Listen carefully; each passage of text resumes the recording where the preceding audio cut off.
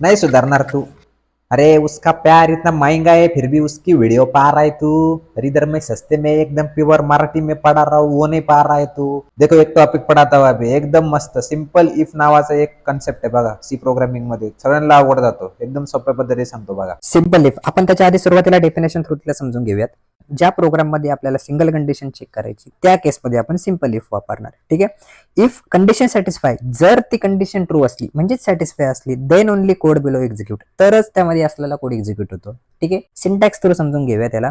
If condition बघा, इफच्या आतमध्ये एक कंडिशन लिहिली, ही कंडिशन जर ट्रू असेल, ही कंडिशन जर ट्रू असेल तरच त्या इफचा ब्लॉक एक्झिक्यूट होणार आहे, म्हणजे ते स्टेटमेंट एक्झिक्यूट होणार आहे। ठीक आहे। इफ कंडिशन इज फॉल्स, जर ती इफच्या आतमधली कंडिशन फॉल्स असेल तर तो पूर्ण इफचा ब्लॉक एक्झिक्यूट होणार नाही। फॉर एक्झाम्पल तुमच्या समोर असं एक एक्झाम्पल आहे। ठीक आहे। If the value of A is 30, ए ची व्हॅल्यू जर 30 ठेवली तर ह्या कोडचा आउटपुट काय येईल असं त्यांनी विचारलंय, राईट। ए ची व्हॅल्यू किती ठेवायला लावली? 30 is greater than 20, he condition काय होईल? ट्रू होईल। इफ ची कंडिशन ट्रू झाली म्हणजे इफचा ब्लॉक एक्झिक्यूट होईल, म्हणजे आउटपुट स्क्रीनवर आपल्याला राम दिसेल। क्लिअर आहे?